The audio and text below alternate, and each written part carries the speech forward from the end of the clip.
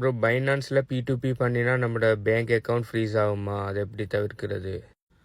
So நான் இந்த coaching ப்ரோக்ராம்லேயும் சரி நிறைய வீடியோஸ்லேயும் சரி பைனான்ஸ் P2Pயை நிறைய காலமாக தவிர்க்க சொல்லிட்டு வர காரணம் நிறைய விஷயம். இது ஒரு பிரச்சனை. ஒரு பேங்க் அக்கௌண்ட் ஃப்ரீஸ் ஆகுறங்கிறது ஒரு பிரச்சனை. அது மட்டும் இல்லாமல் நிறைய பிரச்சனை பைனான்ஸ் P2Pயில் நடந்துகிட்டு இருக்குது. தேர்ட் பார்ட்டி ஸ்கேம் அப்படி இப்படின்னு சொல்லி நிறைய ஸ்கேம்கள் நடந்துட்டு இருக்கிறதால நீங்கள் எக்ஸ்பீரியன்ஸான ஆளாக இருந்தால் ஓகே செய்யலாம். ஆனால் நீங்கள் ஒரு கிரிப்டோக்குள்ளே புது ஆளாக வாரீங்க, நீங்கள் இப்போ நியூபின்னு சொன்னால் தயவு செய்து பைனான்ஸ் P2Pல இருந்து தவிர்ந்துருங்க. பைனான்ஸ் P2Pன்னு சொன்னால் கிரிப்டோ வாங்குறாக்களையும் விற்கிறாக்களையும் கனெக்ட் பண்ணுற மார்க்கெட் பிளேசஸ். அது தனியே அதுக்குன்னு சொல்லியே தனி மார்க்கெட் பிளேசஸ் கூட இருக்குது. அதோடு சேர்த்து பைனான்ஸில் கூட இந்த மார்க்கெட் பிளேஸை வச்சிருக்காங்க. ஓகே, பைனான்ஸில் கூட அவங்க இந்த சர்வீஸ் ஆஃபர் பண்ணுறாங்க. ப்ளஸ் வேறு எக்ஸ்சேஞ்சஸ் கூட இந்த சர்வீஸ் ஆஃபர் பண்ணுறாங்க. இந்த சர்வீஸுக்கு மட்டும் என்று சொல்லி நிறைய பிளாட்ஃபார்ம் கூட இருக்குது. ஸோ நான் இவ்வளோ காலத்துக்கு ஸ்ரீலங்காவில் பேங்க் அக்கௌண்ட் ஃப்ரீஸ் ஆயின்னு சொல்லி நான் கேள்விப்பட்டில்லை. பட் இந்தியாவில் நிறைய ஸ்கேமர்ஸிட P2P அக்கௌண்ட்டோட நீங்கள் ட்ரேட் பண்ணுவீங்கன்னு சொன்னால், அதாவது P2P செய்கிறாக்கள்ல நிறைய ஸ்கேமர்ஸ் கூட P2P செய்வாங்க. ஸோ அப்படியான ஸ்கேமர்ஸ் கூட நீங்கள் P2P செய்வீங்கன்னு சொன்னால், அதாவது ஸ்கேமர்ஸில் பேங்க்கோட நீங்கள் உங்களோட ஃபண்டை, அதாவது P2P எப்படி நடக்குன்னு சொன்னால், நீங்கள் இப்போ கிரிப்டோ வாங்க போறீங்கன்னு சொன்னால் நீங்கள் என்ன பண்ணுவீங்க, அதில் போய் ட்ரேட் ஓப்பன் பண்ணிட்டு 10,000 பெறுமதியான கிரிப்டோ வாங்குறேன், அதுக்கு இவ்வளோ தரணும்னு சொல்லி ட்ரேட் ஓப்பன் பண்ணிட்டு நீங்கள் உங்களோட பேங்க் அக்கௌண்ட்ல இருந்து அந்த ட்ரேடர் பேங்க் அக்கௌண்ட்டுக்கு 10,000 அனுப்புவீங்க. அவர் பேமெண்ட்டை கன்ஃபார்ம் பண்ணிட்டு அவர் 10,000 பெறுமதியான அந்த கிரிப்டோவை அவர் வாலெட்ல இருந்து உங்களோட வாலெட்டுக்கு அனுப்புறது. இதுதான் அந்த P2P சிம்பிள் கான்செப்ட்.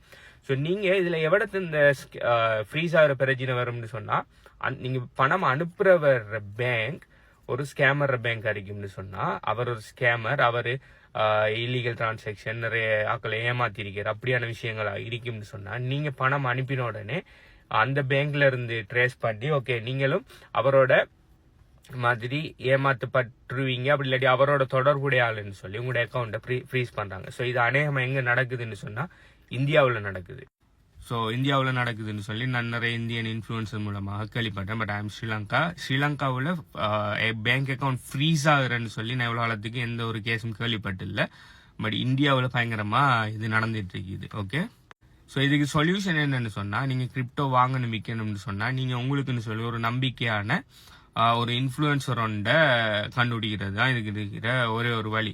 இப்போ நீங்கள் இந்தியாவில் இருக்கிற ஒரு ஆள் இருந்தால், இந்தியாவில் இருக்கிற ஒரு கிரிப்டோ இன்ஃப்ளூயன்சர் ஒரு ஆள் நம்பிக்கையான ஆக்களை நீங்கள் என்ன செய்யணும்னு சொன்னால் பார்த்து அவரோட டிரெக்டாக டீல் பண்ணுறது நல்லம். ஏன்னு சொன்னால் அவர் இப்போ கிரிப்டோ இன்ஃப்ளூயன்சர் ஒரு சோஷியல் மீடியா ஆளுன்னு சொன்னால் அவர் ஏமாத்துக்காரால இருக்கிறதுக்கு சான்ஸ் நிறைய குறைவு.